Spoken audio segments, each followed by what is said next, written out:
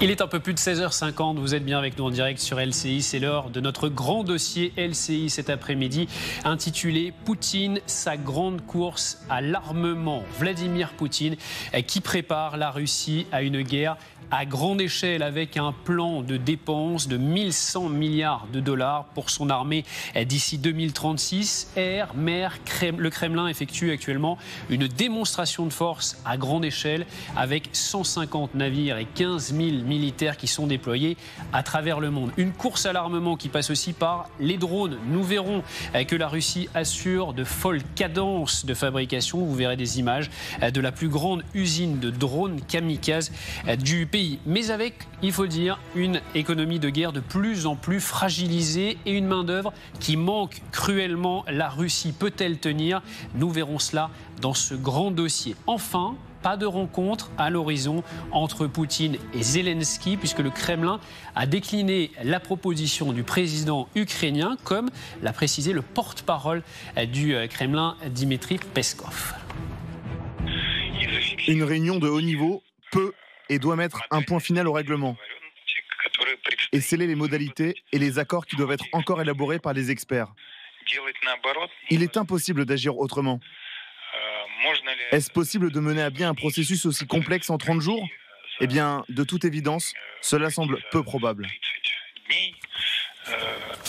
Poutine, sa grande course à l'armement, c'est donc le sujet de notre grand dossier du jour sur LCI. On va en parler avec nos invités qui nous ont rejoints. Richard Verly, bonjour. Bonjour. Journaliste, correspondant France-Europe pour le quotidien suisse Blick, auteur du livre Le bal des illusions, ce que la France croit, ce que le monde voit. Vous voyez donc la couverture des éditions Bernard Grasset. Bertrand Galichet, bonjour, merci d'être avec nous. Grand reporter spécialiste des relations internationales pour LCI, et Vera Grandseva, politologue, spécialiste de la Russie, enseignante à Sciences Po Paris. Tout d'abord, notre première partie sur ce grand dossier, Vladimir Poutine qui prépare la Russie à une guerre à grande échelle, si l'on en croit les déclarations de Kirilo Boudanov. C'est le chef du renseignement militaire ukrainien. Voici ce qu'il dit, on va le lire. Il s'agit du plus important programme de défense mis au point par la Fédération de Russie depuis l'effondrement de l'Union soviétique. Selon le renseignement ukrainien, la Russie engagerait 1100 milliards de dollars de dépenses d'armement jusqu'en 2036. C'est colossal. C'est un plus gros budget que toute l'Europe réunie, Bertrand Galichet. En tout cas, c'est un budget très important. Mais si on le compare, par exemple, au budget des États-Unis, les États-Unis, c'est à peu près 900 milliards par an. Donc, on est quand même très, très loin des moyens qui ont été engagés par Washington pour assurer la sécurité des États-Unis d'Amérique. Il faut relativiser aussi par rapport à la taille de ce pays et aux difficultés économiques que commence à rencontrer la Russie, même si elle a adopté une économie de guerre qui est assez résiliente. Nous accueillons également Michel Polaco qui est en direct avec nous. Bonjour. Merci d'être en direct sur LCI, expert aéronautique bien connu, bien évidemment. Vous êtes spécialiste des questions de défense. C'est colossal là, ce qui est en train d'être mis en place par Vladimir Poutine? Non, je ne crois pas. Je suis assez d'accord avec Bertrand Galichet. Vous savez, la France, c'est à peu près 60 milliards de dollars par an, la défense. Les États-Unis, c'est un peu plus de 900.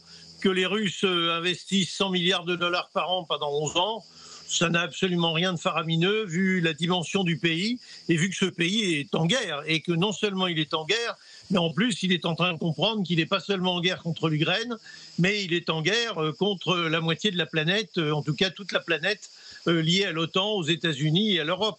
Donc c'est assez logique qu'il rentre dans cette organisation financière et industrielle pour se préparer à un conflit qui peut être soit très fort, soit très long, soit les deux. Très long, effectivement, on sent quand même que le Kremlin anticipe un conflit qui va durer encore longtemps. Oui, absolument. Pour l'instant, personne n'est capable de dire que cette affaire va se terminer dans quelques mois, comme l'a fait croire pendant un temps Donald Trump. On voit bien que Vladimir Poutine et la Russie ont décidé qu'ils ne lâcheraient pas sur un certain nombre de points qui pour eux sont essentiels, qui concernent d'une part des territoires et d'autre part l'appartenance de l'Ukraine, d'une part à l'OTAN et d'autre part à l'Union européenne. Donc c'est ça qui est en discussion. Pour l'instant, personne n'en parle, il n'y a d'offre nulle part. Donc ça peut durer et pour l'instant, Vladimir Poutine a l'air de penser que la montre joue pour lui. Parce que pendant tout ce temps, d'une part, les opinions publiques se lassent, d'autre part, ça coûte très cher en Occident, il y a des pays qui ont du mal, même des pays comme la France qui ont des discours très volontaires, mais qui sont dans des situations économiques très critiques, alors que la Russie, dans son économie de guerre, avec ses capacités d'exportation et son autarcie dans plein de domaines, est capable de tenir longtemps. Vous restez avec nous, Michel Polacco. Vera Grantseva, comment vous interprétez-vous ces annonces, donc on le rappelle, du renseignement ukrainien sur ce qui est en train d'être mis en place par Vladimir Poutine pour les années à venir?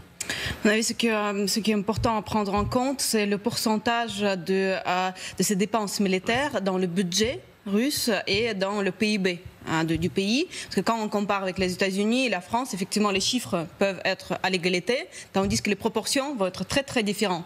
Aujourd'hui, on sait déjà que toutes les dépenses militaires, donc en 2025, déjà montent à peu près à 30% de dépenses de tout budget russe. C'est énorme. Et encore, l'État cache beaucoup, parce qu'on sait que beaucoup des parties du budget sont classifiées. On ne peut pas voir qu'est-ce qui est dedans et combien vraiment, en réalité, ils dépensent pour la guerre en Ukraine. Mais ça va encore monter. Et la même chose à propos de PIB. Maintenant, c'est une grande partie aussi de PIB russe. Et c'est pas la même chose en France et aux États-Unis. On voit que même si au niveau de sommes, ce sont les sommes comparables, en même temps, ça prend beaucoup d'efforts dans le budget du pays, dans l'économie du pays et finalement dans sa capacité de tenir très long. Donc à mon avis, Poutine fait beaucoup d'affichage qu'il peut tenir long. En même temps, au niveau économique, il y a déjà des problèmes. On voit de la fragilisation, comme vous avez dit, bien au début de l'économie. En même temps, il peut tenir sur la résilience de la population. Qu'est-ce que ça veut dire la résilience? C'est juste le fait que la population peut tenir long dans les conditions très très dures et sans se révolter, parce que le régime est très dur, le régime policier, le régime répressif par rapport à sa propre population. Richard Verly. Moi, je ne peux pas m'empêcher de faire une comparaison avec ce qui s'était passé à la fin de l'Union soviétique, alors que Ronald Reagan était président des États-Unis. Ronald Reagan, qui est une référence pour Donald Trump, puisqu'il lui a même emprunté son slogan Make America Great Again. Vous vous souvenez comment l'Union soviétique s'est épuisée dans la course aux armements, que les Américains, avec une part d'ailleurs d'affabulation des Américains qui projetaient la guerre des étoiles, etc. Eh bien, je crois qu'on peut y voir une comparaison, et de ce point de vue-là, il faudrait, alors c'est paradoxal parce que la souffrance est énorme, mais remercier l'Ukraine, c'est que la guerre en Ukraine est en train de forcer Poutine, forcer la Russie à une course aux armements qui nous fait peur, et il y a de bonnes raisons d'avoir peur, mais qui l'épuise aussi. Parce que les armements, vous les fabriquez, vous les construisez, vous n'avez qu'une solution, soit de les exporter, soit de les utiliser.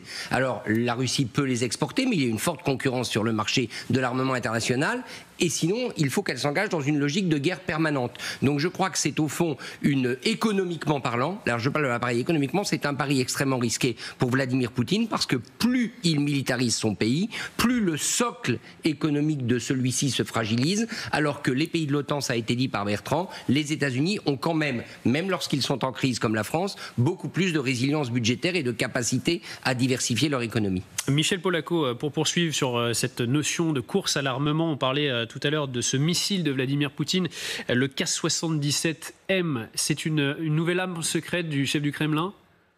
Alors, elle n'est ni nouvelle ni secrète, ça fait un certain temps qu'on la connaît.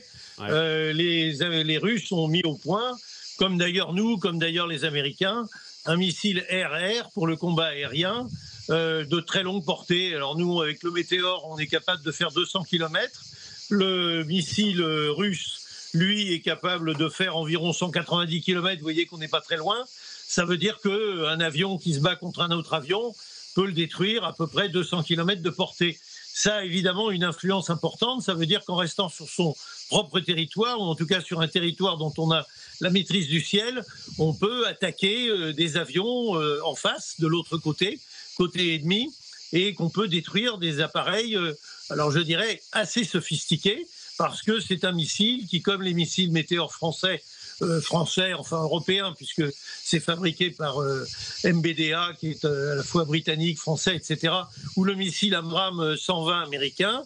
Ce sont des missiles qui ont des capacités de poursuite de mobilité, de suivi des cibles qui sont très importants et qui donc sont des véritables dangers pour des avions même modernes. Et on peut s'interroger évidemment pour la survie des F-16 livrés à l'Ukraine et même pour la survie des Mirage 2000 livrés à l'Ukraine, parce que même si ce sont des appareils qui ont des systèmes de brouillage et des systèmes de défense relativement sophistiqués, c'est pas le dernier cri, hein, c'est des avions qui ont 30 ans, 40 ans, qui ont été modernisés, mais pas obligatoirement avec le dernier cri des systèmes de protection et de brouillage.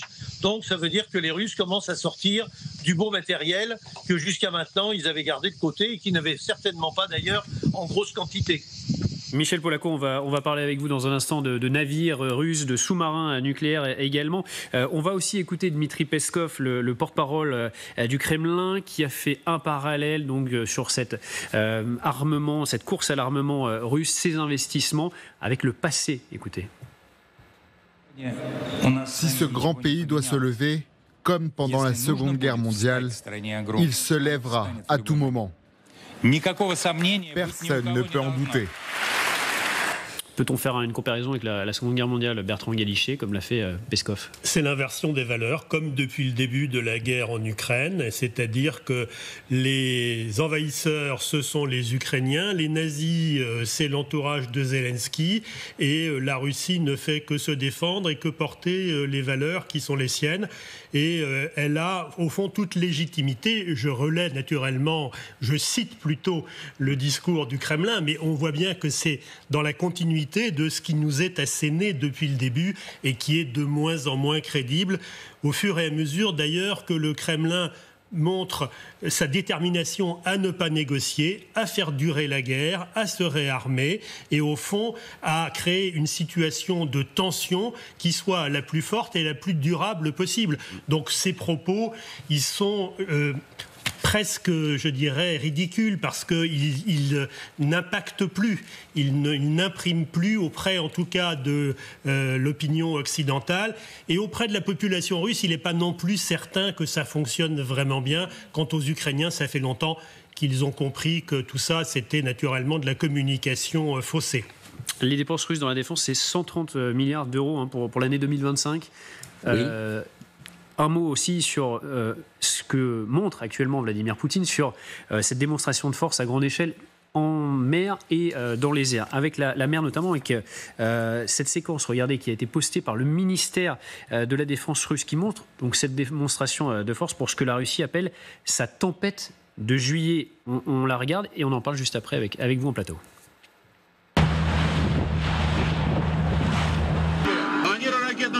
Открыть крышки, запустить маршевые двигатели. А есть КП-2, КРНР-3, пуск.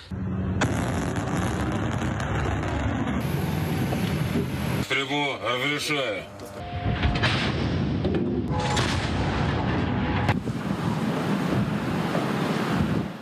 C'est quoi cette tempête de juillet? De quoi s'agit-il? Il s'agit d'un exercice essentiellement maritime qui, comme toujours avec la Russie, est destiné à impressionner, surtout destiné à montrer aux Européens que la défaite navale très sévère infligée par l'Ukraine à la Russie en mer Noire n'a pas, je dirais, on n'en a pas fini avec les capacités maritimes russes. De ce point de vue-là, c'est intéressant. On sait bien que la Baltique est un enjeu absolument crucial en ce moment, alors qu'en mer Noire, la marine russe a complètement disparu.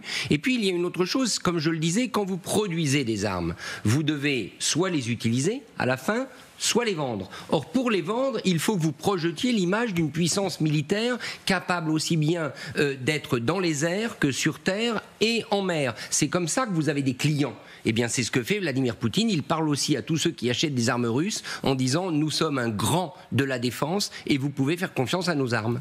150 navires, 15 000 militaires qui sont déployés donc dans les océans Pacifique, Arctique. Vous le voyez également, la mer Baltique, donc la mer Caspienne. Sur cette opération, on le rappelle, donc elle a été lancée depuis mercredi jusqu'à demain. Véritable démonstration de force, opération de communication également, inévitablement. Oui, plutôt l'opération de communication, on le voit, parce qu'effectivement, Poutine aurait pu aussi d'ailleurs parler à un seul navire porte-avions russe. Qu'est-ce qui se passait avec porte-avions à Kuznetsov en fait, elle était renvoyée dans les dépôts. Et elle ne peut plus l'utiliser. Ça, elle ne montre pas. Mais il montre ce qu'il peut montrer pour effectivement un peu cacher l'humiliation que l'armée russe a eue dans la mer Noire. Aujourd'hui, la flotte russe n'existe plus dans la mer Noire. Oui. Et c'est au nom quand même de la Crimée et de l'accès aux mers Noires, comme au XVIIIe siècle, que Poutine a commencé cette guerre. Donc c'est très humiliant. Il doit montrer quelque chose pour s'en sortir au niveau public, en Russie et aussi à l'étranger. Ces exercices, on imagine, doivent être prévus depuis longtemps. C'est le genre de choses qui ne se prévoient pas comme ça à la dernière minute. En même temps, c'est une opération qui est exclusivement russe, c'est-à-dire que même si elle se passe sur 4 océans ou 4 mers, il n'y a pas de coordination à faire avec une puissance étrangère. Donc c'est quand même plus facile et Poutine est seul à décider pour cela.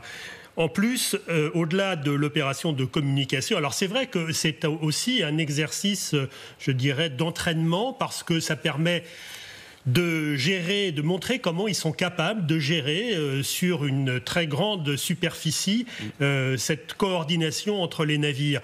Mais on l'a dit, ça n'est qu'un exercice maritime puisque les forces terrestres et aériennes sont occupées sur le front ukrainien et effectivement, il manque un élément essentiel, c'est la mer Noire, comme ça vient d'être dit, puisqu'il reste effectivement quelques navires en mer Noire, mais ils sont du côté russe à Novosibirsk, donc complètement à l'est de la mer Noire, et ce sont des navires, j'ai envie de dire, qui sont planqués parce qu'ils n'osent plus sortir, pratiquement, à part quelques sous-marins, mais en réalité, les Ukrainiens ont maintenant la maîtrise de la mer Noire. Alors, Poutine essaye de détourner l'attention en disant, vous voyez, quand même, sur les mers, on a des capacités opérationnelles considérables, il manque quand même une pièce essentielle dans ce puzzle. Richard Verlier, c'est la bonne fenêtre, entre guillemets, pour Vladimir Poutine, pour procéder à ce genre d'exercice de démonstration, sachant qu'il a jusqu'à fin août, début septembre, en gros, pour rendre des comptes à Donald Trump. Oui, encore que ce qu'il fait là et les exercices militaires qu'on voit, il l'a fait dans le passé à d'autres moments. Donc je ne sais pas s'il y a un lien direct entre ces exercices qui sans doute étaient planifiés, prévus, et les 50 jours que Donald Trump lui a donné pour arriver à un cessez-le-feu. Ce qui est sûr, c'est que la tactique de Poutine est toujours la même, c'est d'impressionner. C'est impressionner et briser. Impressionner, je dirais, ses interlocuteurs et notamment Donald Trump, les Européens aussi, en gros faire peur, et briser la population ukrainienne, briser le moral de l'arrière, parce qu'il sait que sur le front, or c'est quand même ça qui compte, c'est les opérations sur le front, il n'y arrive pas. Il grignote, mais il n'y arrive pas. Donc il utilise les deux autres instruments qui sont à sa main, c'est-à-dire la propagande militaire comme celle-ci, parce que c'est vrai qu'elle fait peur, la meilleure preuve c'est qu'on en parle, et la deuxième chose, c'est les frappes contre les populations civiles, parce qu'elle terrorise des gens qui sont les femmes, les mères, les enfants des combattants ukrainiens sur le front. Michel Polaco, vous êtes toujours avec nous. Quel est l'objectif selon vous de Vladimir Poutine avec ses opérations ? D'abord, n'oubliez pas qu'en 2022, la Russie était quand même, et depuis plusieurs années, le deuxième exportateur mondial d'armement devant la France, à laquelle la Russie avait pris la place. Ne l'oubliez pas, c'est un pays qui a depuis très longtemps une grosse capacité de production et de vente d'armement. Deuxièmement, qu'est-ce qu'ils veulent démontrer ? Ils veulent démontrer que ça y est, l'époque d'Octobre Rouge qui se faisait pister et attraper par les Américains en 1980, elle est terminée. Que maintenant ils font sortir leurs sous-marins nucléaires lanceurs d'engins de 4e génération, les Borei, que ce sont des appareils qui n'hésitent pas à mettre en mer dans des zones où évidemment il y a des sous-marins nucléaires d'attaque américains, français, britanniques, etc., qui sont capables de les pister et d'essayer de les suivre et de les identifier et d'enregistrer leur signature. Donc c'est quand même aussi une démonstration qu'ils font des tests, ils font des essais, et en même temps ils sont relativement sûrs d'eux, c'est-à-dire qu'ils veulent montrer qu'ils n'hésitent pas à sortir. Et il y a Novosibirsk, mais il y a Mourmansk aussi. Il ne faut pas oublier qu'il n'y a pas qu'une seule base pour les sous-marins russes, que ce soit des sous-marins d'attaque ou des sous-marins nucléaires lanceurs d'engins, qui sont les plus beaux éléments de sa flotte. Quant aux porte-avions Kuznetsov, dont on parlait il y a un instant, les porte-avions chez les Russes, depuis une trentaine d'années, c'est un échec. Ils en ont construit 3. Ils en ont vendu un aux Chinois, un aux Indiens. Et le leur, finalement, ils ne l'ont jamais rendu opérationnel. Donc on ne peut pas mettre ça sur le dos de la situation en Ukraine. Je pense que c'est un type d'armement auquel ils ont renoncé. Bertrand Guélichet, Vladimir Poutine, il est prêt à une guerre à grande échelle ? Oui, et tous les signaux le laissent entendre. À la fois, on a entendu le porte-parole du Kremlin tout à l'heure, toute la communication faite par Moscou montre qu'il n'y a aucune volonté, comme je le disais, de négocier et que Moscou se prépare à une guerre longue. Et Moscou en a les moyens parce qu'on évoquait tout à l'heure la situation économique de la Russie. C'est vrai qu'elle a été impactée par les sanctions internationales, notamment par celles qui portent sur le système financier, mais ils ont trouvé des biais pour compenser en partie leur exclusion du système international d'échange de paiement SWIFT. Ils ont trouvé, on a vu encore récemment, un système de crypto-monnaie qui commence à monter en puissance et qui permettrait sans doute de pallier à cette situation. Et puis, il faut aussi savoir que la Russie, qui a des ressources, comme on sait, en pétrole et en gaz très importantes, même si là aussi elle est impactée de ce point de vue-là, a des moyens qui sont importants parce qu'elle est très peu endettée. L'État russe est endetté à hauteur de 20%, c'est-à-dire quasiment 100 points de moins que la France, vous imaginez. Donc ça veut dire qu'ils ont la possibilité auprès des pays qui n'appliquent pas les sanctions et qui sont des pays amis, même s'ils se disent neutres dans le conflit avec l'Ukraine, d'emprunter de l'argent. Il y a, de ce point de vue-là, des ouvertures très importantes. On pense notamment aux pays des BRICS. Il suffit de regarder et de se souvenir qui était présent lors des cérémonies du 9 mai à Moscou sur la place Rouge pour savoir où se trouvent les amis de Vladimir Poutine et quels peuvent être les financiers potentiels de la guerre contre l'Ukraine. Ça, c'est intéressant. Vera Grantseva. Juste pour compléter sur cette histoire de la dette d'État, effectivement, Poutine n'a jamais compris comment fonctionnait la dette d'État, comment il pouvait l'utiliser comme un outil économique. Et aujourd'hui, effectivement, la Russie n'a pas de la dette d'État parce que Poutine l'a réduit presque à zéro. Mais la Russie n'a pas non plus la capacité d'emprunter parce que qui va emprunter à la Russie? Regardez le comportement de la Chine, par exemple, aujourd'hui. On a vu que les investissements chinois en Russie ont été divisés par 3. Donc la Russie, même la Chine n'investit plus. Parce que est-ce qu'elle est sûre dans l'économie russe? Est-ce qu'elle est sûre dans ses investissements? Donc même s'il n'a pas de dette, en même temps, il n'a pas tant que ça des volontaires pour investir dans l'économie russe et pour lui emprunter de l'argent. Donc ça peut être aussi un piège pour son économie. Mais il a quand même des partenaires parce que, comme vous le savez, la Chine achète beaucoup de pétrole et beaucoup de gaz à la Russie, l'Inde aussi, d'autres pays comme le Brésil. Lula était d'ailleurs présent le 9 mai, comme j'y faisais allusion tout à l'heure. Et donc, tout cela, ils sont prêts à faire du business avec la Russie. Et alors, c'est vrai qu'effectivement, sur l'emprunt, c'est une situation particulière, mais je pense que les affaires peuvent continuer sous une autre forme. Acheter les ressources russes avec des remises parfois de 30%, c'est une chose, et investir, donner ton propre argent en une économie qui n'est pas si prometteur que ça, c'est une autre chose. Donc, je crois qu'ici, ça peut être assez dangereux pour l'économie de Poutine. Là-dessus, sur ce sujet, Richard Verlet, sur l'économie de Poutine. Il faut bien comprendre une chose que l'on dit, c'est-à-dire que la Russie est une puissance qui tire ses ressources essentiellement de ses hydrocarbures, de ses ressources naturelles. Donc elle a cette capacité à générer du cash, je dirais quasiment instantanément, à partir du moment où elle met sur le marché son pétrole, son gaz et ses minerais, y compris des diamants, rappelons-le, puisque la Russie est un grand producteur de diamants. La question, c'est quelle est l'efficacité du blocus commercial. Et c'est tout l'enjeu des fameuses sanctions qui pourraient venir s'appliquer à l'issue des 50 jours que Donald Trump a décrétés. Donc je dirais, s'il y a un embargo commercial sérieux, et si des pays comme la Chine, comme l'Inde, même l'Arabie Saoudite, dont on a appris qu'elle est l'un des premiers clients des hydrocarbures russes, on a appris ça récemment, eh bien si ces pays devaient cesser leurs achats de ressources naturelles à la Russie, à ce moment-là, la situation deviendrait subitement très grave. Donc encore une fois, c'est une économie qui tient parce qu'elle a beaucoup de choses à vendre. Et puis par ailleurs, n'oublions pas, parce que Poutine tient sa population dans une semi-pauvreté. Si vous enlevez Saint-Pétersbourg, Moscou et quelques grandes villes, l'état de la Russie en termes d'infrastructures, par exemple, le meilleur comparaison, c'est avec la Chine. Regardez le boom extraordinaire des infrastructures chinoises et regardez la réalité des routes et des infrastructures en Russie. Russie. Donc Poutine a ses leviers, mais il a aussi la fragilité de son modèle, qui est un modèle extractif. En gros, c'est une économie du tiers-monde.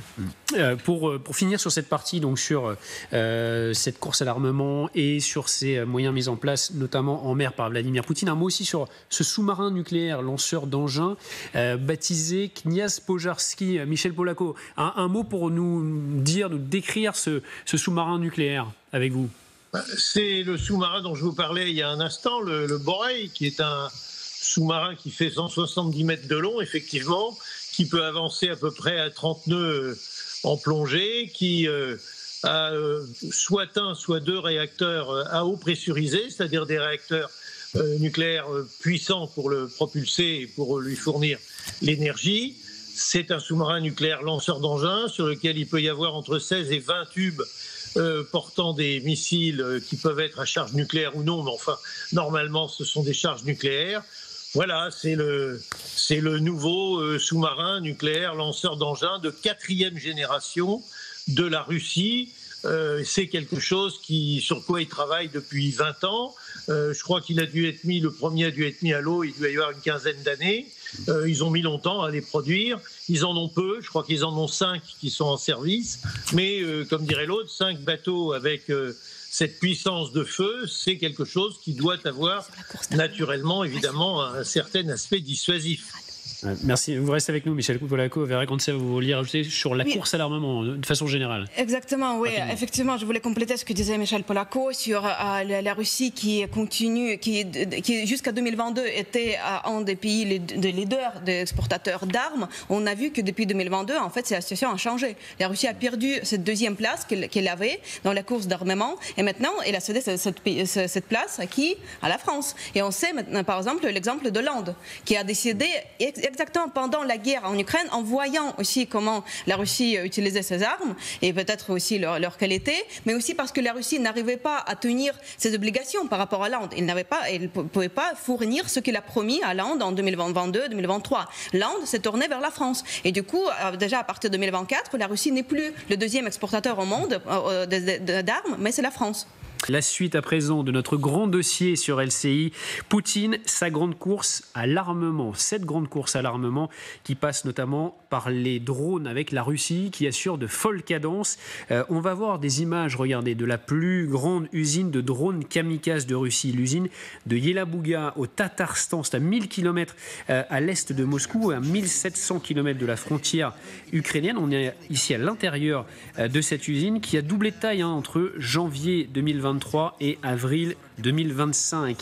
Nous sommes toujours avec nos invités, Richard Verly, journaliste correspondant France-Europe pour le quotidien suisse Blick, auteur du livre Le bal des illusions, ce que la France croit, ce que le monde voit, Bertrand Galichet, grand reporter, spécialiste des relations internationales, et Vera Grandseva, politologue, spécialiste de la Russie, enseignante à Sciences Po Paris. Les drones, c'est vraiment un élément clé dans ce conflit. Oui, incontestablement, on peut dire que la guerre mondiale des drones, elle se joue en Ukraine aujourd'hui sur tous les plans. Elle se joue sur le plan tactique, puisque c'est les drones qui aujourd'hui décident ou non de l'avancée sur le front. C'est la puissance des drones qui fait la différence. C'est aussi les drones qui attaquent des villes comme Kiev ou comme Kharkiv ou comme Odessa. Et puis il y a, je dirais, comme toute guerre, elle est un laboratoire pour l'utilisation des drones sur le champ de bataille. On sait que l'Ukraine a considérablement renforcé sa production de drones, alors ce sont plutôt des petits drones, et aujourd'hui la Russie. Donc véritablement, de ce point de vue, si d'aventure la guerre devait se terminer, c'est ce qu'il faut souhaiter, au niveau européen, l'Ukraine sera le champion européen des drones, ça c'est déjà certain. Celui qui prendra l'ascendant, c'est celui qui arrivera à dominer sur la question des drones ?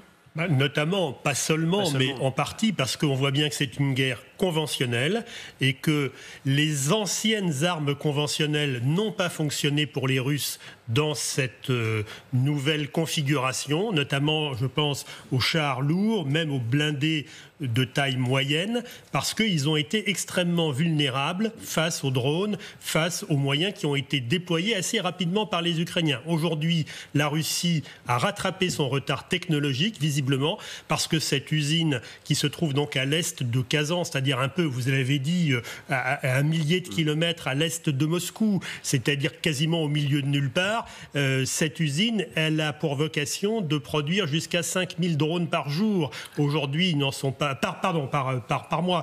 Aujourd'hui, ils n'en sont pas là, mais ils ont quand même des moyens considérables et ils veulent aller vers 1000 drones par jour. C'est ça le chiffre en réalité. Donc il y a une montée en puissance industrielle, une montée en puissance technologique, parce que même si c'est une réplique des fameux drones Shahed, ils sont quand même plus sophistiqués désormais.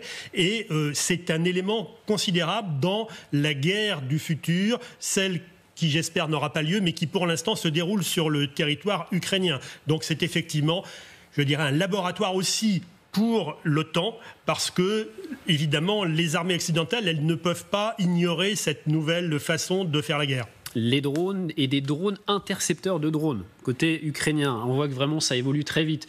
Chacun place ses pions pour tenter de prendre le dessus. C'est vraiment un enjeu considérable. Exactement, comme c'était vient d'être dit.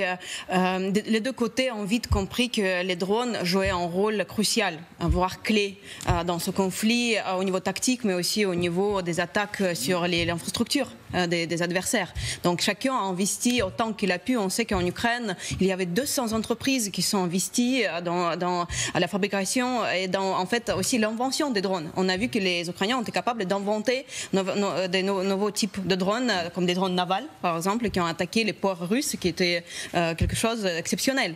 Et les Russes, bien sûr, aussi, ils ont compris vite qu'il fallait avancer dans ce domaine. C'est pourquoi ils ont investi autant dans cette usine, effectivement, à Kazagne. C'est très intéressant, d'ailleurs. Je ne peux pas m'empêcher de dire que Tatarstan, c'était une des républiques aussi assez rebelles de la Russie, comme la Tchétchénie. Il y avait deux républiques qui avaient un accord de coopération avec Moscou, c'était la Tchétchénie et le Tatarstan.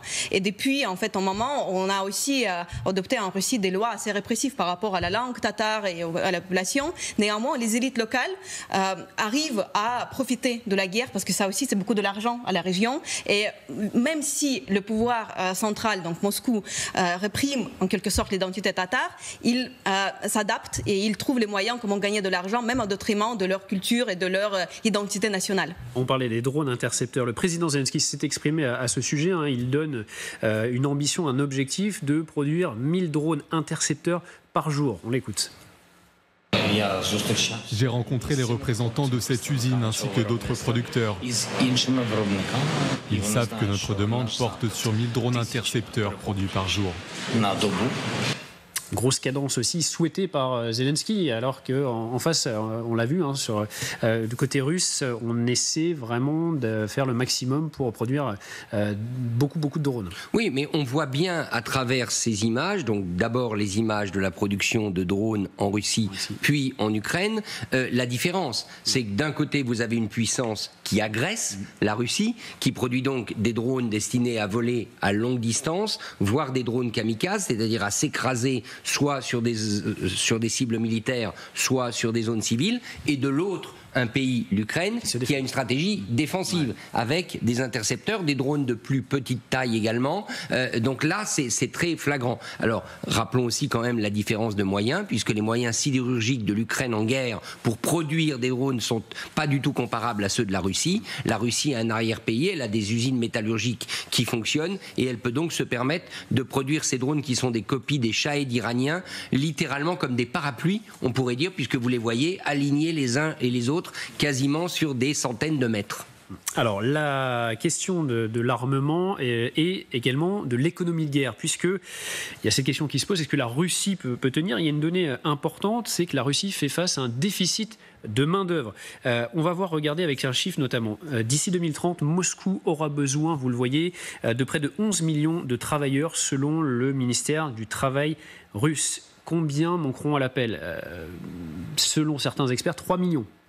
Sur les 11 millions... de toute manière, la Russie a déjà un problème démographique très sérieux, qui n'est pas lié à la guerre en Ukraine, mais la population russe a ce problème démographique depuis un long moment. Et par ailleurs, à partir du moment où vous augmentez la volonté de production, vous avez besoin d'avoir plus de travailleurs. Donc il y a des quotas d'immigrés, il y a des immigrés qui viennent travailler pour l'argent, évidemment, en Russie. Mais la grande difficulté, c'est que comment vous attirez dans une économie comme celle-ci Russie des travailleurs qualifiés. Donc là aussi, fragilité de la Russie, parce que vous pouvez recruter des travailleurs, ça existe sur le marché mondial du travail, vous pouvez trouver des gens qui sont disposés à venir travailler, mais pas à n'importe quelles conditions. Et encore une fois, ce déficit de main-d'œuvre, eh bien, le jour où l'industrie de guerre, parce qu'il faut l'espérer, s'arrêtera, le jour où on cessera de construire pour les arsenaux, il faudra reconvertir ces entreprises. C'est toujours la même chose avec la Russie. À court terme, ça fait peur.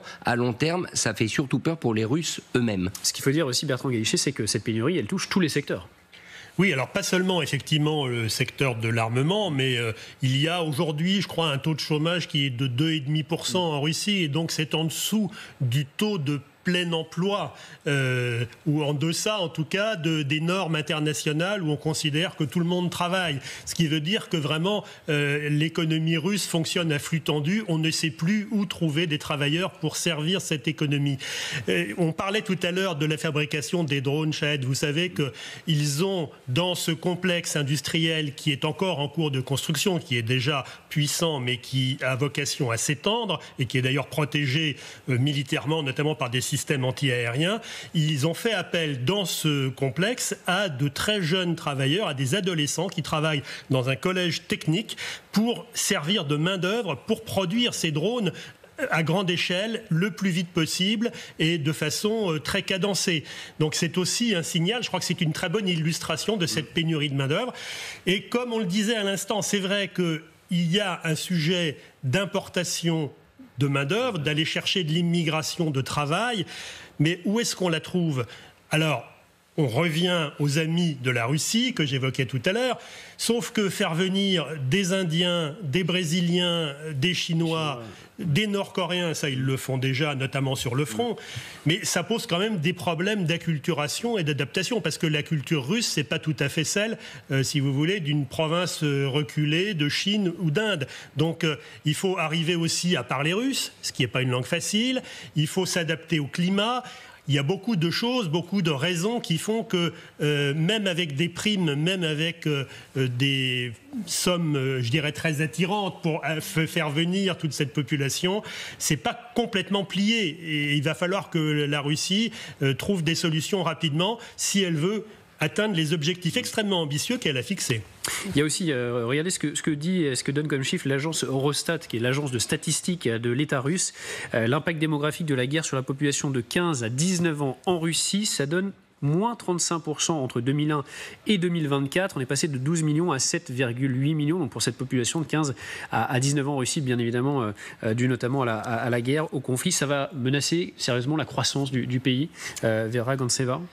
Oui, bien sûr. Le problème démographique, comme c'était bien dit, justement, ça a apparu déjà en Russie, pas hier. On a vu que quand même le problème s'aggravait depuis, notamment, il y avait aussi un problème des années 90 à cause des problèmes économiques. Et après, il y avait en fait une montée. Jusqu'à 2013, 2014, les Russes étaient assez confiants dans leur économie. Il y avait des familles qui décidaient d'avoir deuxième, troisième enfant. Mais à partir de 2014, je m'en souviens très bien, parce que j'habitais à l'époque en Russie, le sentiment d'insécurité a apparu en fait que c'est pas si sûr que l'échelon économique va rester stable et qu'on peut avoir plusieurs enfants. Donc c'est à partir de 2013-2014 que la situation a commencé à dégrader et à partir de 2020 en fait la Russie voit une chute en fait de natalité. Effectivement aujourd'hui les chiffres sont comparables avec les chiffres des années 90. Donc le moment le plus dur de l'histoire contemporaine en Russie. Donc on voit bien que le problème existe. En plus il s'aggrave avec la guerre. Donc les hommes partent au front. Ceux qui sont morts, ils n'auront plus d'enfants, on est bien d'accord. Les femmes, est-ce qu'elles sont très rassurées aujourd'hui d'avoir les enfants? Non. Donc Poutine lui-même aggrave un problème qui est déjà très très grave. Donc il amène vraiment dans une situation très risquée et très dangereuse pour la Russie. Et puis il y a aussi la bataille de la natalité, c'est aussi un des facteurs qui peut affaiblir l'économie russe. Bastien Auger nous a rejoint, Bastien, pour nous en expliquer les détails. Oui, exactement. C'est vrai que ce problème dont vous parliez à l'instant, il préoccupe énormément les autorités russes. Regardez cette courbe notamment que l'on trouve dans les statistiques des Nations Unies et on voit déjà que la projection de la population, c'est une projection de la population russe jusqu'en 2100. Vous voyez, à partir du moment où il y a du jaune, c'est une projection. On voit déjà qu'aujourd'hui, cette population, elle baisse déjà. Et si on regarde les projections, on passerait de 143 millions d'habitants en Russie à peu près aujourd'hui à moins de 130 millions d'habitants à l'horizon 2100. Donc c'est un problème problème qui préoccupe beaucoup le Kremlin. Regardez par exemple ce que disait en 2024 Dmitri Peskov, le porte-parole du Kremlin. Nous vivons dans le plus grand pays du monde et nous sommes de moins en moins chaque année. La seule façon d'y remédier, disait-il, c'est d'accroître le taux de natalité. Et c'est vrai que si on regarde les chiffres de la natalité, aujourd'hui c'est à peu près 1,4 enfants par femme en Russie, c'est moins que les États-Unis ou la France par exemple. Alors la Russie veut essayer de faire augmenter à nouveau cette natalité. Alors, il y a une arme évidemment qui est beaucoup utilisée, c'est celle de la propagande. Par exemple, en novembre dernier, il y a une loi qui a été adoptée par le Parlement russe qui vise à faire, je cite, interdire la propagande en faveur des modes de vie sans enfants. Donc en d'autres termes, ça veut dire que les personnes, vous savez, c'est que dans tous les pays qui plaident pour une vie sans enfants, soit pour des raisons écologiques, soit pour des raisons de choix de vie, eh bien en théorie, c'est tout simplement pas possible de le faire. Regardez ce que disait par exemple en novembre Vyacheslav Volodine, le président de la Douma, la Chambre russe. Il est proposé, dit-il, d'interdire la propagande du sans-enfant sur Internet, dans les médias, les films ou dans les publicités. Et il ajoute ceci: une famille chaleureuse et nombreuse est la base d'un État fort. Donc ça, c'est la méthode de la propagande. Et puis il y a une méthode aussi qui est celle de l'incitation financière notamment. Alors ça date pas d'aujourd'hui, ça date même pas de la guerre. C'est une vieille politique plaidée par Vladimir Poutine depuis les années 2000 déjà. Il y a eu beaucoup de mesures qui ont été prises pour donner de l'argent tout simplement aux familles qui font des enfants. Je donne un exemple, mais c'en est qu'un parmi d'autres.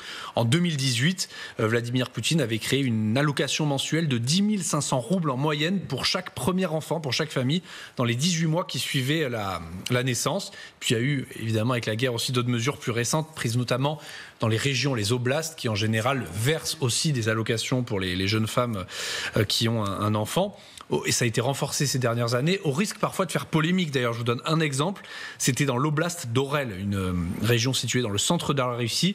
Elle y a annoncé il y a quelques mois qu'il y aurait une prime pour toutes les jeunes filles qui tombent enceintes, y compris les écolières, les collégiennes et les lycéennes. Donc vous voyez, ça a fait polémique forcément, mais c'est une politique en fait qui est menée depuis de nombreuses années, qui s'intensifie ces dernières années, sans pour le moment avoir réussi à inverser véritablement la tendance. Merci beaucoup Bastien. On voit donc Vladimir Poutine qui est prêt à tout pour relancer cette démographique. Ce qui me frappe, alors bien évidemment il y a peut-être d'autres exemples, mais ce ne sont que des hommes qui parle de la natalité. À chaque fois en Russie, et c'est pas spécifique à la Russie d'ailleurs, dans ce genre de pays, c'est toujours les hommes qui décrètent qu'il faut une croissance démographique. Eh bien, je pense qu'il faudrait poser la question aux femmes russes, aux mères russes, les mères de soldats, les mères de conscrits qui sont envoyés au front et qui ne peuvent rien faire, parce que c'est là que ça se joue, évidemment. Je ne crois pas que les incitations ou que la propagande puissent véritablement redresser une courbe démographique qui, encore une fois, il faut le dire, et de ce point de vue-là, les informations qu'on voyait pouvaient être un peu trompeuses. La décroissance démographique, elle est antérieure à la guerre en Ukraine. Oui. C'est structurel en Russie, c'est pas lié au conflit ukrainien. Oui, Vera Gonçalves, vous avez vécu en Russie, vous l'avez constaté depuis longtemps. C'est pas récent. Effectivement, le gouvernement a essayé de susciter les gens, d'avoir plus d'enfants. D'ailleurs, 10 000 roubles, pour que vous compreniez, c'est 100 € par mois. Donc c'est en prime, donc c'est une fois qu'ils étaient payés. Donc c'est pas énorme non plus. Il ne faut pas se dire que les Russes étaient riches avec beaucoup d'enfants. Maintenant, il y a effectivement plus des mesures, pour moi, agressives et répressives. Contre les femmes, bien sûr. Les régimes autoritaires, c'est toujours misogyne et xénophobe. C'est classique, grand classique. Ce qui se passe depuis 2022, l'État russe restreint l'accès des femmes aux avortements. Et ça, toutes mes copines depuis 2022 racontent que même si tu as des raisons médicales pour avoir l'avortement, tu ne peux plus avoir l'avortement dans une clinique privée.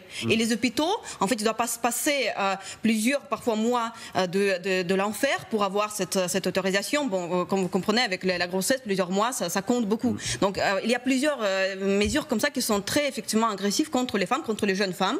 Donc, effectivement, on donne de l'argent maintenant aux lycéennes ou aux jeunes étudiantes. Il ne s'agit pas de famille, vous voyez. Il s'agit juste d'avoir un enfant et comment elle va l'élever, cette fille de 16 ans ou de 18 ans, ça on ne se pose pas de questions. Effectivement, c'est très dur pour les femmes russes aujourd'hui, des femmes jeunes. J'entends plusieurs copines me racontent ça en Russie, c'est très déprimant et c'est très dangereux pour leur vie parce que ça peut impacter leur vie pour décennies. Alors il y a cette question donc de la démographie en Russie qui est un enjeu bien sûr très, très important. Il y a aussi la santé économique du pays. Où en est aujourd'hui le pays? Regardez ce que dit le New York Times. La Russie a notamment considérablement réduit le coût de l'emprunt hier, dernier signe du ralentissement économique du pays. Ça va mal en Russie pour son économie, pour Vladimir Poutine? Le taux de la Banque centrale russe est passé de 20 à 18%, donc c'est pas non plus considérable, mais ce qui est considérable, c'est la valeur absolue de ce chiffre. C'est-à-dire qu'en France, vous empruntez à 3-4%. Le taux de la BCE, ça doit être 2,5% ou quelque chose comme ça. Donc, on est dans des étiages qui sont totalement différents et sans rapport avec l'économie libérale, l'économie de marché et des économies qui fonctionnent. Là, ça veut dire quand même qu'il y a un problème majeur qui est celui de la croissance, qui est celui de l'économie de guerre, même si elle s'est organisée. Et puis, il y a un autre problème en Russie qui est celui de l'inflation qui tourne autour de 10%. Et donc, évidemment, ça impacte beaucoup le fonctionnement de cette économie parce que les gens sont très prudents, ils thésaurisent tant qu'ils peuvent en sachant que leur argent pourtant perd de la valeur. Donc il y a une sorte de mouvement spontané mais qui est sur les freins pour la croissance, pour la consommation. Et puis l'économie n'étant pas, même s'il y a le plein emploi officiellement, les emplois qui sont pourvus, ils ne sont pas très rémunérés en général. Donc on ne peut pas dire que ce soit une économie en pleine forme, c'est une économie qui est sur un mode un peu diesel pour le résumer et qui pour l'instant tient le coup tant qu'il y a du carburant, mais ça peut ne pas durer indéfiniment. Et est-ce que les sanctions, notamment américaines, et européennes, et la communauté européenne et internationale de façon générale contre la Russie, est-ce que ça peut aussi faire mal à l'économie russe ? Ah, c'est pas ça peut, ça fait mal depuis qu'elles sont en place, bien sûr.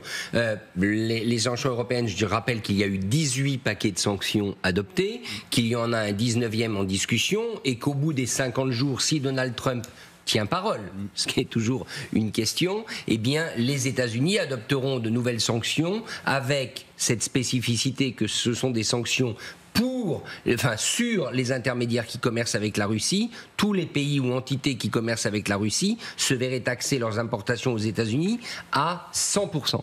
Donc il y a une efficacité, parce qu'il y en a eu des paquets de sanctions. Il y a une efficacité sur 3 domaines de ces sanctions, une efficacité qui est avérée. La première, c'est tout ce qui est équipement technologique. On dit beaucoup que la Chine, et c'est vrai, continue de fournir des composants et autres à l'industrie russe, mais pas du tout dans les volumes requis et dans les volumes antérieurs à la guerre. Donc il y a bel et bien un impact sur le secteur, disons la filière technologique. Le deuxième effet, et c'est pour ça que la Russie baisse ses taux d'emprunt, c'est que vous n'avez aujourd'hui plus personne qui finance la Russie. Plus personne ne veut placer son argent en Russie. Plus personne n'est prêt à financer des infrastructures en Russie, sauf des pays amis ou qui soutiennent comme la Chine. Donc ça aussi, sur le plan financier, ça a un impact. Et enfin, troisième impact, et je crois qu'il est peut-être le plus important, c'est que vous n'avez plus d'économie réelle. Plus vous avez une économie de guerre, moins vous avez d'économie réelle. L'économie réelle, c'est quoi ? C'est le bâtiment, c'est des choses tout à fait banales. On construit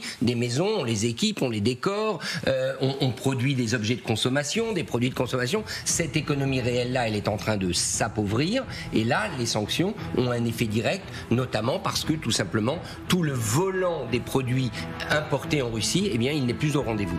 La suite de notre grand dossier, Poutine, sa grande course à l'armement. Poutine, chef de guerre qui dicte le tempo de la guerre en Ukraine. Avec cette question, une rencontre entre Vladimir Poutine et Volodymyr Zelensky est-elle possible? Le président ukrainien a proposé une rencontre. Le Kremlin a décliné. Pourquoi ce choix? Écoutez la réponse de Dmitri Peskov, le porte-parole du Kremlin. On va écouter Peskov, le porte-parole du Kremlin.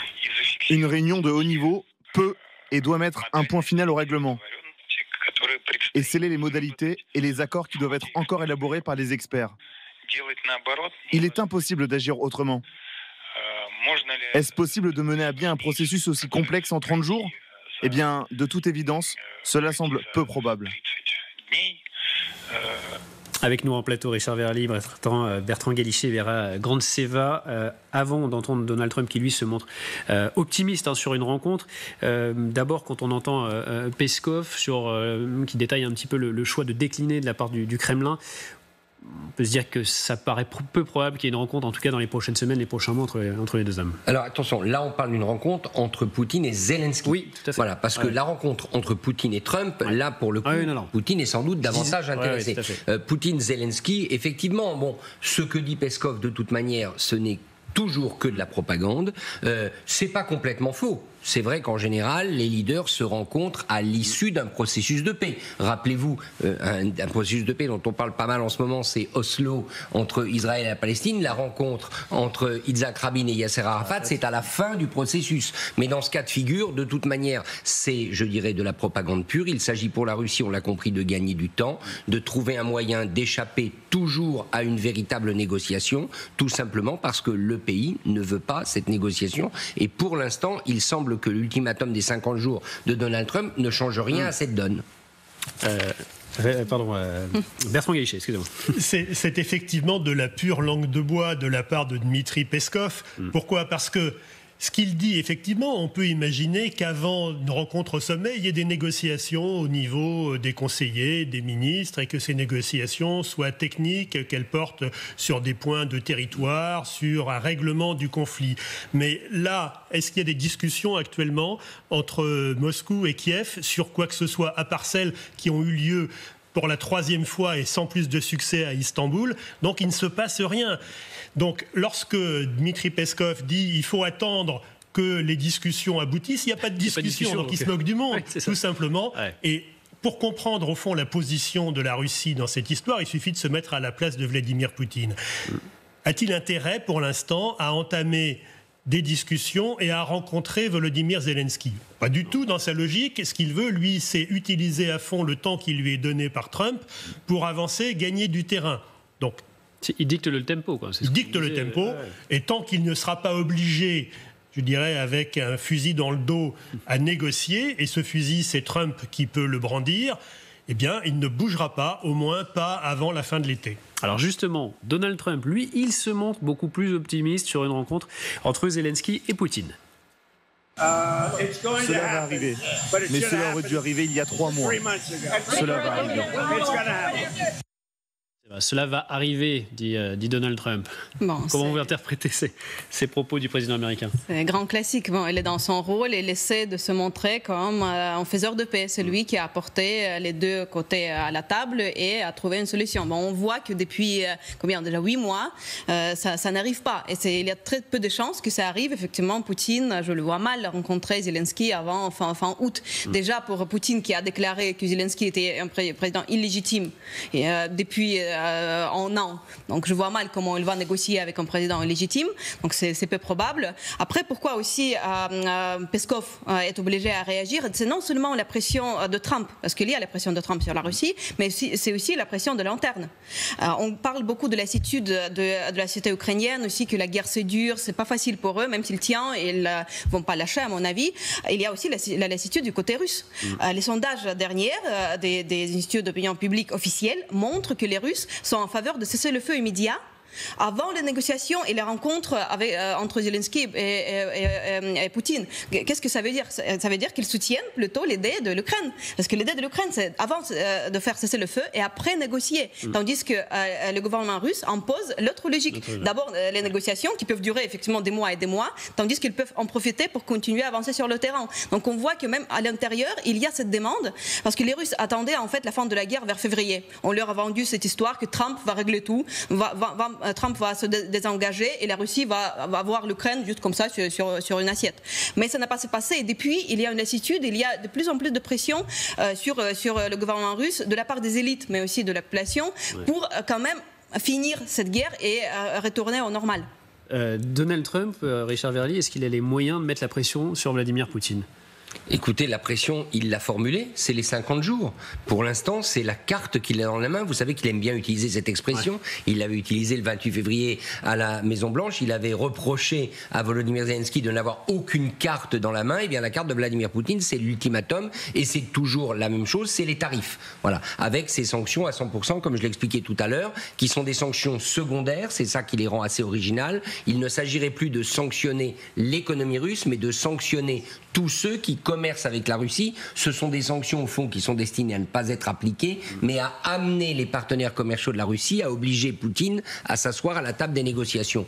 On va voir si ça marche. Pour l'instant, on ne sent pas d'inflexion du tout du côté russe. D'un autre côté, on n'est qu'au début de cet ultimatum. Et par ailleurs, n'oublions pas qu'avec Donald Trump, les changements, les volte-face, les virages à 180 voire à 360 degrés sont habituels. Un mot aussi sur la suite de ce conflit, avec cette question, jusqu'à quand cette guerre va-t-elle durer? Il y a notamment cette intervention de Valéry Zaluzhny, qui est l'ancien chef des forces armées ukrainiennes, aujourd'hui ambassadeur ukrainien au Royaume-Uni. Lui, il estime que ça va durer encore très longtemps. Écoutez. Si nous nous contentons de maintenir un cessez-le-feu sans préparer notre propre défense, cela durera longtemps. Ayant commencé en 2014, si Dieu le veut, cela prendra fin en 2034. Jusqu'en 2034, Bertrand Galichet, vous pensez aussi qu'on peut aller vers ce scénario-là? Alors 2034, ça paraît un peu loin, mais rien n'est exclu. Ce qui est certain, c'est que tous les ingrédients sont réunis à l'heure actuelle pour que cette guerre dure encore très longtemps, c'est-à-dire des années.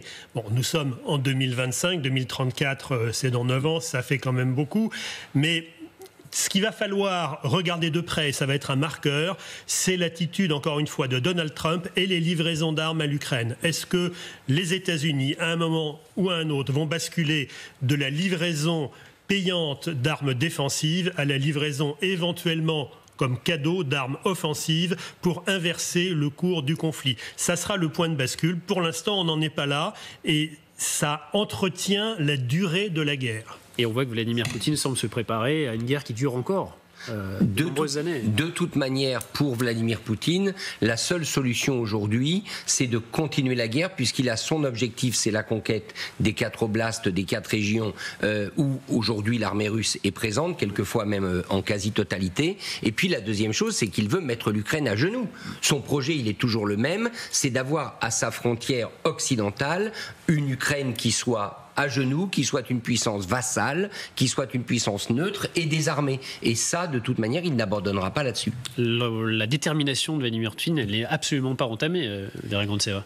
Mais en fait, la guerre est devenue la raison d'être de ce régime. Si avant, même en 2012 et avant, dans les années 2000, le régime de Poutine promettait aux Russes le développement économique, l'enrichissement, le fait d'avoir des appartements, voyager, ce que les Russes ne pouvaient pas se permettre dans les années 90, à partir de 2014, c'est la guerre qui est devenue la raison d'être. À partir de 2022, on voit que même, je ne vois pas comment elle peut s'en sortir. Elle est rentrée dans une spirale de guerre, de violence dans le pays, à l'intérieur, avec les répressions. On voit que ça tourne aussi contre les fonctionnaires du système, les gens qui sont loyaux, mais aussi bien sûr contre les opposants, ça on a vu déjà depuis un moment. Donc je vois mal comment il peut changer complètement à 180 degrés son régime et proposer quelque chose d'autre, parce qu'il est incapable. Il est arrivé à cette étape-là de guerre parce qu'il était incapable de proposer à la Russie un projet social, économique qui pouvait inspirer les Russes. C'est pourquoi il est revenu aux idées impériales de conquérir l'espace post-soviétique et de reconstruire finalement l'Union soviétique pour aussi travailler avec ces traumas personnels qu'il a eu avec l'effondrement de l'Union soviétique. Sur le terrain, il y a une offensive russe qui se prépare du côté de Kupiansk notamment. On sait que c'est un enjeu clé évidemment. Si la Russie réussit à contrôler ce territoire, ça va conforter Vladimir Poutine dans son idée de poursuivre. On le disait, la détermination qui n'est absolument pas entamée. Il a besoin de ce genre de victoire. Oui, parce que de toute façon, son objectif, il est encore une fois de conquérir du territoire. Il n'en a pas assez. Il veut en conquérir davantage. Et donc, tant que les troupes russes ne contrôleront pas l'intégralité de ces régions, dont certaines ont par ailleurs été déjà officiellement annexées à la Fédération de Russie, et c'est dans la loi, c'est dans la Constitution. Donc, je crois que ça va continuer. Après, entre ce que dit Poutine et ce qu'il fait et la réalité, il y a une différence, et la différence, elle est dans les mains de ceux qui luttent contre Poutine, c'est-à-dire les Ukrainiens, les Européens, et dans les mains de celui qui a les plus grosses cartes et les plus gros atouts, s'il décide de les utiliser, c'est-à-dire Donald Trump. Donald Trump, qui a les plus grosses cartes. Bertrand Galichet, vous êtes d'accord? Oui, évidemment, c'est ce que je disais tout à l'heure, et il est aujourd'hui en Europe pour des discussions qui n'ont a priori rien à voir avec l'Ukraine, mais peut-être que ça lui rappellera qu'il y a ce sujet. Il s'était engagé à obtenir une solution en 24 ou 48 heures. on en est très loin. Maintenant, il va devoir présenter un bilan, c'est-à-dire délivrer, comme disent les Américains, trouver une solution. Merci beaucoup d'avoir été avec nous. Bertrand Guélichet, Richard Verly et Vera Grandseva sur ce plateau. Donc pour ce grand dossier LCI cet après-midi consacré à cette question, Poutine, sa grande course à l'armement. Merci de nous avoir suivis.